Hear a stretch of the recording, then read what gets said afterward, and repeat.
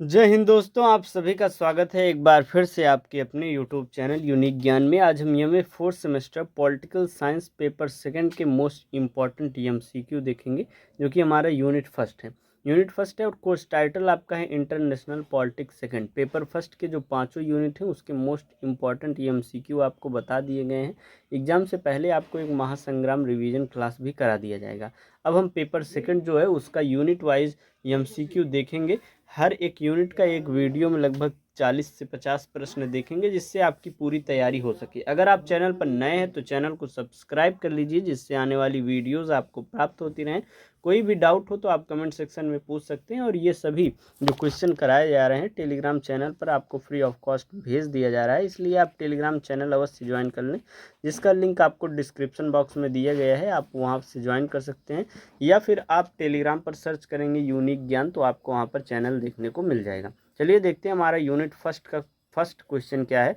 भारत की विदेश नीति में निरंतरता अर्थात कंटिन्यूटी का सबसे प्रमुख तत्व कौन सा है। आपके जो ऑप्शंस हैं, केवल पश्चिमी देशों से संगठन, रणनीतिक स्वायत्तता और राष्ट्र हित की प्राथमिकता, सभी अंतर्राष्ट्रीय संधियों पर बिना शर्त हस्ताक्षर, या फिर पड़ोसियों के साथ निरंतर सैन्य संघर्ष। इसका राइट आंसर हो जाएगा रणनीतिक स्वायत्तता और राष्ट्रीय हित की प्राथमिकता जो है मानी जाती है प्रमुख तत्व के रूप में। भारत की विदेश नीति जो है उसमें सरकारों के बदलने के बावजूद रणनीतिक स्वायत्तता एक अस्थायी तत्व रही है। इसका अर्थ है भारत अपने निर्णय किसी बाहरी दबाव के बिना अपने राष्ट्रीय हितों के आधार पर लेता है। वह राज्य जो अपने निर्णय स्वयं लेता है कि किसी बाहरी दबाव के बिना, वह कौन सा राज्य कहलाता है, ये आप कमेंट में हमें अवश्य बताइएगा। कमेंट करके उसे क्या बोलते हैं, जो कि हमारी प्रस्तावना में भी शब्द जुड़ा हुआ है, वह आप कमेंट में हमें अवश्य बताइएगा। चलिए नेक्स्ट क्वेश्चन हम देखते हैं। सेकंड क्वेश्चन है, पंचशील सिद्धांतों को भारत और चीन के बीच किस समझौते के माध्यम से औपचारिक रूप दिया गया था। इसका राइट आंसर हो जाएगा 1954 का तिब्बत पर व्यापार समझौता। ये आपको एक्सप्लेनेशन इसलिए अच्छे से दिया गया है, जैसे आप क्वेश्चन पढ़ते हैं उसके विषय में भी जान लेंगे तो एक क्वेश्चन के साथ साथ 3 से 4 प्रश्न आपके तैयार हो जाते हैं। 29 अप्रैल 1954 को तत्कालीन प्रधानमंत्री जवाहरलाल नेहरू और चीनी प्रधानमंत्री झोउ एनलाई के बीच तिब्बत क्षेत्र में व्यापार और संबंधों को लेकर हुए समझौते में पंचशील के 5 सिद्धांतों को शामिल किया गया था। ये प्रश्न आप बहुत इंपॉर्टेंट है। पंचशील सिद्धांत के विषय में हर एक लगभग पूछा जाता है, जैसे सब्जेक्टिव क्वेश्चन आते हैं तब भी, ऑब्जेक्टिव में तो ये इंपॉर्टेंट हो ही जाता है। पंचशील सिद्धांत आपसे पूछ सकता है किन देशों के बीच में यह समझौता हुआ है, भारत और चीन के बीच में। कब हुआ है, 1954 में हुआ है। और इसमें क्या हुआ है, व्यापार संबंध के लिए समझौते किए गए थे स्टार्टिंग में ही। अगला प्रश्न हम देखेंगे, तीसरा प्रश्न, मेक इन इंडिया पहल का मुख्य उद्देश्य विनिर्माण क्षेत्र की हिस्सेदारी को भारत के जीडीपी में कितने प्रतिशत तक बढ़ाना है। 25% तक बढ़ाना है। मेक इन इंडिया कार्यक्रम जो है उसका लक्ष्य भारत को एक वैश्विक विनिर्माण केंद्र बनाना है और 2022 तक विनिर्माण क्षेत्र के योगदान को जीडीपी के 25% तक पहुंचाना था। ये जो है प्रधानमंत्री मोदी जी द्वारा यह मेक इन इंडिया कार्यक्रम चलाया गया था, जिसमें 2022 तक लक्ष्य रखा गया था जीडीपी के 25% तक पहुंचाने की। आगे हम देखें अगला प्रश्न। चौथा प्रश्न है, आत्मनिर्भर भारत अभियान के 5 स्तंभ कौन कौन से हैं, में से कौन सा स्तंभ मांग और आपूर्ति की गतिशीलता को दर्शाता है। तो मांग और आपूर्ति की गतिशीलता को दर्शाने वाला जो मांग है 5 स्तंभों में से एक है। आत्मनिर्भरता भारत के 5 स्तंभों में मांग एक महत्वपूर्ण तत्व है, जिसका उद्देश्य भारत के विशाल घरेलू बाजार और जनसंख्या की क्रय शक्ति का उपयोग करके घरेलू उत्पादन को प्रोत्साहित करना है। पांचवा प्रश्न, पड़ोसी पहले नीति के तहत भारत ने किस देश के साथ 2015 में ऐतिहासिक भूमि सीमा समझौता किया हुआ था। ऐतिहासिक भूमि सीमा समझौता 2015 में बांग्लादेश के साथ इन्होंने किया हुआ था। 1974 के मूल समझौते को संशोधित करते हुए 2015 में भारत और बांग्लादेश ने परिक्षेत्रों का आदान प्रदान किया, जिससे देश का पुराना सीमा विवाद एक प्रकार से सुलझ गया। अगला प्रश्न, छठा प्रश्न है, गुजराल सिद्धांत का मुख्य जोर निम्नलिखित में से किस पर है। गुजराल जो सिद्धांत है उसका मुख्य जोर पड़ोसियों को बदले में कुछ मांगे बिना एक तरफा रियायत देने में है। 1996 में विदेश मंत्री I.K. गुजराल द्वारा प्रतिपादित इस सिद्धांत के अनुसार भारत को दक्षिण एशिया में सबसे बड़ी शक्ति होने के नाते अपने छोटे पड़ोसियों के साथ उदारता बरतनी चाहिए कहा हुआ था। अगला प्रश्न 7वां, डोकलाम गतिरोध किन देशों के बीच एक रणनीतिक तनाव का विषय रहा है? तो यह भारत, चीन और भूटान के मध्य एक रणनीतिक तनाव का विषय रहा है। डोकलाम पठार जो है भारत, भूटान, चीन के त्रिजंक्शन पर स्थित है। 2017 में चीन द्वारा वहां सड़क निर्माण के प्रयास के कारण भारतीय और चीनी सेनाओं के बीच 73 दिनों तक गतिरोध चला था। अगला प्रश्न 8वां है, भारत की एक्ट ईस्ट नीति को लुक ईस्ट की उन्नत संस्करण क्यों माना जाता है? क्योंकि इसमें सुरक्षा और रणनीतिक सहयोग के साथ साथ आर्थिक जुड़ाव भी शामिल है। अगला प्रश्न हम देखेंगे 9वां प्रश्न, आत्मनिर्भर भारत के तहत वोकल फॉर लोकल अभियान का दीर्घकालिक प्रभाव क्या अपेक्षित है? भारतीय ब्रांडों को वैश्विक स्तर पर प्रतिस्पर्धी बनाना। अगला प्रश्न है 10वां, भारत की विदेश नीति के संदर्भ में रणनीतिक स्वायत्तता का क्या अर्थ है? रणनीतिक स्वायत्तता का अर्थ होता है राष्ट्रीय हितों के अनुसार बिना किसी बाहरी दबाव के स्वतंत्र निर्णय लेना। ये जो एक्सप्लेनेशन दिया गया है आपको PDF में दे दिया जाएगा, अच्छे तरीके से आप रिवीजन कर लीजिएगा। अभी यहाँ पर जल्दी जल्दी आपको क्वेश्चंस के आंसर बता दिए जा रहे हैं। जो भी समझाने वाली चीज़ें हैं वो आप एक्सप्लेनेशन में अच्छे से समझ पाएंगे। कोई और डाउट रहता है तो आप कमेंट सेक्शन में अवश्य पूछिएगा। एक बार फिर से आपको बता दे रहे हैं टेलीग्राम चैनल ज्वाइन कैसे करना है, उसका लिंक आपको डिस्क्रिप्शन बॉक्स में दिया गया है, वहाँ से ज्वाइन कर सकते हैं। या फिर टेलीग्राम अपना आप ओपन करेंगे, उसमें यूनिक ज्ञान नाम सर्च करेंगे, आपको वह चैनल देखने को मिल जाएगा। अब हम देखें मिशन सागर का प्राथमिक उद्देश्य क्या है। मिशन सागर का प्राथमिक उद्देश्य हिंद महासागर क्षेत्र के देशों की चिकित्सा और खाद्य सहायता प्रदान करना है। अगला प्रश्न हम देखेंगे 12 नंबर, 21वीं सदी में भारत अमेरिका संबंधों में असैन्य परमाणु समझौता किस लिए महत्वपूर्ण है? यह महत्वपूर्ण है क्योंकि इसने भारत को परमाणु अप्रसार के वैश्विक ढांचे में विशेष स्थान दिलाया हुआ था। अगला प्रश्न 13वां, वैक्सीन मैत्री पहल के माध्यम से भारत ने क्या सिद्ध किया हुआ है? वैक्सीन मैत्री पहल के माध्यम से भारत ने सिद्ध किया हुआ है कि भारत दुनिया की फार्मेसी और एक जिम्मेदार वैश्विक खिलाड़ी है। अगला प्रश्न 14 नंबर, भारत और पाकिस्तान के बीच शिमला समझौता 1972 में किस युद्ध का परिणाम था? तो यह जो है 1971 का बांग्लादेश मुक्ति युद्ध जो था उसका परिणाम है। अगला प्रश्न 15वां, भारत की कनेक्ट सेंट्रल एशिया नीति का मुख्य रणनीतिक लक्ष्य क्या है?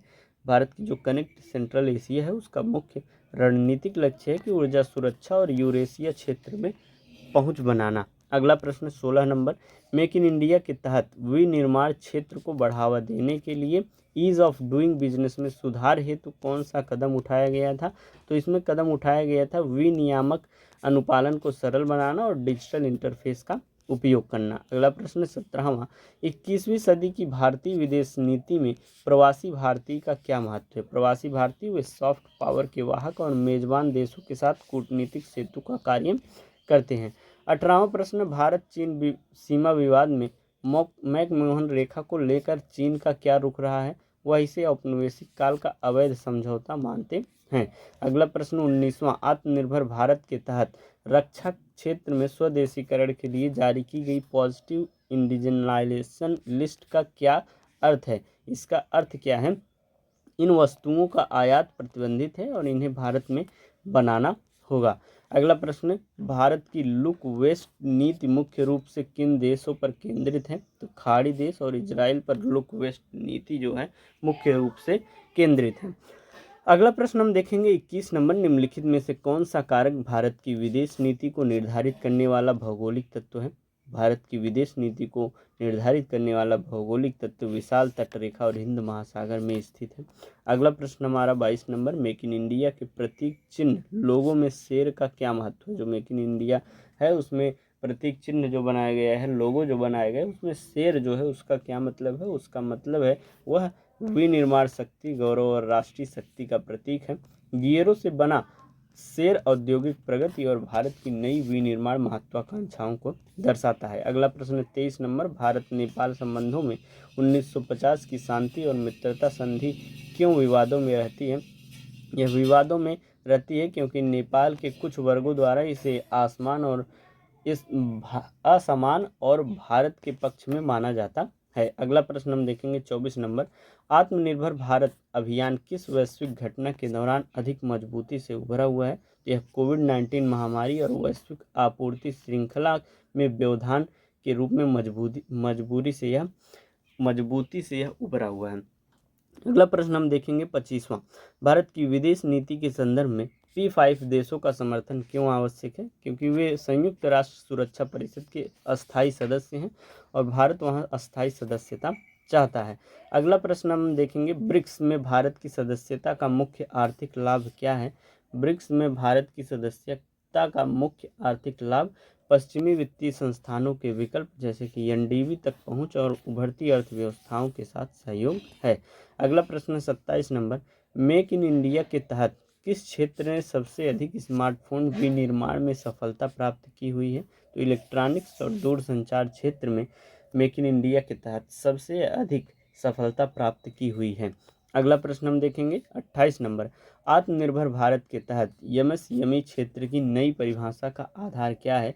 जो नई तहत एक प्रकार से आत्मनिर्भर भारत है, उसमें नई परिभाषा क्या है एमएसएमई की? तो वह है निवेश और वार्षिक टर्नओवर का संयोजन। सरकार ने एमएसएमई की सीमाओं को बढ़ा दिया है ताकि अधिक उद्यम सरकारी योजनाओं और लाभों का लाभ उठा सकें। अगला प्रश्न 29 नंबर, भारत की विदेश नीति में सॉफ्ट पावर का एक उदाहरण क्या है? अंतर्राष्ट्रीय योग दिवस और बॉलीवुड की वैश्विक पहुंच जो है विदेश नीति में सॉफ्ट पावर का एक उदाहरण है। सॉफ्ट पावर का अर्थ होता है कि अपनी संस्कृति और मूल्यों के माध्यम से दुनिया को प्रभावित करना, जिसमें भारत एक प्रकार से बहुत आगे है। अगला प्रश्न हम देखें 30 नंबर, भारत और श्रीलंका के बीच कच्चा तीवू द्वीप का मुद्दा किस संधि में जुड़ा हुआ है? यह जुड़ा हुआ है 1974 और 1976 के समुद्री मार्ग समझौते से। भारत ने यह द्वीप जो है श्रीलंका को सौंपा था, जो अब तमिलनाडु के मछुआरों के अधिकारों के संदर्भ में एक राजनीतिक मुद्दा बना हुआ है। अगला प्रश्न 31 नंबर, मेक इन इंडिया में विनिर्माण को बढ़ावा देने के लिए डिजिटल इंडिया का क्या योगदान है? डिजिटल इंडिया जो है इसने ई गवर्नेंस और रसद को अधिक पारदर्शी और तेज बनाया हुआ है। 32 नंबर प्रश्न, आत्मनिर्भर भारत अभियान के तहत प्रौद्योगिकी स्तंभ का क्या अर्थ है? प्रौद्योगिकी स्तंभ का अर्थ है कि 21वीं सदी की आधुनिक प्रणालियों और डेटा संचालित विकास को अपनाना। तकनीकी आधारित शासन व्यवस्था और आत्मनिर्भर भारत की सफलता के लिए एक प्रकार से यह अनिवार्य है। 33 नंबर प्रश्न हम देखें तो भारत की सागरमाला परियोजना का विदेश नीति और व्यापार पर क्या प्रभाव पड़ा है? तो जो भारत की सागरमाला परियोजना है उसका विदेश नीति पर यह प्रभाव पड़ा है कि यह बंदरगाहों के आधुनिकीकरण के माध्यम से निर्यात लागत को कम करेगी और समुद्री व्यापार को यह बढ़ाएगी। बेहतर बंदरगाह कनेक्टिविटी भारत को मेक इन इंडिया के उत्पादों को दुनिया तक पहुंचाने में एक प्रकार से मदद करेगी। 34 नंबर प्रश्न है, 21वीं सदी में भारत के सामने अपने पड़ोसियों के संदर्भ में सबसे बड़ी चुनौती क्या है? सबसे बड़ी चुनौती यह है कि चीन का बढ़ता प्रभाव और स्ट्रिंग ऑफ पल्स रणनीति, यह जो है एक प्रकार से सबसे बड़ी चुनौती है। अगला प्रश्न 35 नंबर, मेक इन इंडिया पहल के तहत रक्षा विनिर्माण में एफडीआई की सीमा को स्वचालित मार्ग से बढ़ाकर कितना कर दिया गया है? तो इसे 74% कर दिया गया है। 36 नंबर प्रश्न है, आत्मनिर्भर भारत के तहत कृषि क्षेत्र के लिए कौन सी महत्वपूर्ण घोषणा की हुई गई है? 1 लाख करोड़ रुपए जो है कृषि और संरचना कोष में जो है यह सबसे बड़ी घोषणा की गई है। 37 नंबर, भारत की विदेश नीति में गुटनिरपेक्षता 2.0 का क्या अर्थ है? इसका क्या अर्थ है 2.0 का? बहुध्रुवी दुनिया में कई शक्तियों के साथ एक साथ सक्रिय जुड़ाव जो है वह गुटनिरपेक्षता 2.0 है। यह पुरानी गुटनिरपेक्षता का आधुनिक रूप है जहां भारत किसी एक खेमे में शामिल हुए बिना सबके साथ सहयोग से रहता है, सहयोग करता है। 38 नंबर प्रश्न, मेक इन इंडिया को सफल बनाने के लिए रसद लागत जो लॉजिस्टिक कॉस्ट है उसको कम करने हेतु कौन सी मास्टर प्लान शुरू की गई है? पीएम गति शक्ति जो है वह शुरू की गई है। 39 नंबर प्रश्न, भारत का चाबहार बंदरगाह में निवेश किस देश के साथ संबंधों और रणनीतिक पहुंच से जुड़ा हुआ है? तो यह जुड़ा हुआ है ईरान, अफगानिस्तान और मध्य एशिया तक पहुंच के लिए जुड़ा हुआ है। 40 नंबर प्रश्न, आत्मनिर्भर भारत के तहत ब्रेंट डेमोग्राफी जीवंत जनसांख्यिकी को एक स्तंभ क्यों माना गया है? क्योंकि भारत की युवा आबादी दुनिया के लिए कार्यबल और एक विशाल बाजार प्रदान करती है। इस प्रकार से आपके जो फर्स्ट यूनिट है उसके मोस्ट इंपॉर्टेंट क्वेश्चन यहाँ पर बता दिए गए हैं। कोई भी डाउट आपको रहता है तो कमेंट सेक्शन में पूछ सकते हैं। क्लासेस आपकी निरंतर कराई जा रही हैं और कोई अन्य प्रकार के आपको सब्जेक्ट्स के नोट्स चाहिए, क्लास चाहिए तो अभी बता सकते हैं। अभी जो आपका पेपर फर्स्ट के 5 यूनिट हैं अभी तुरंत आपको भेज दिए गए हैं टेलीग्राम चैनल पर, वहाँ से रिवीजन आप करते रहिए और एग्ज़ाम से पहले मोस्ट इम्पॉर्टेंट क्वेश्चन अवश्य देख के जाइएगा जो कराया जाएगा हर एक पेपर का। धन्यवाद, चैनल पर बने रहिए। मिलते हैं नेक्स्ट वीडियो में। अधिक से अधिक दोस्तों के पास इसको शेयर किया करिए, ज़्यादा से ज़्यादा लोग देखेंगे तो ज़्यादा लोगों को लाभ होगा।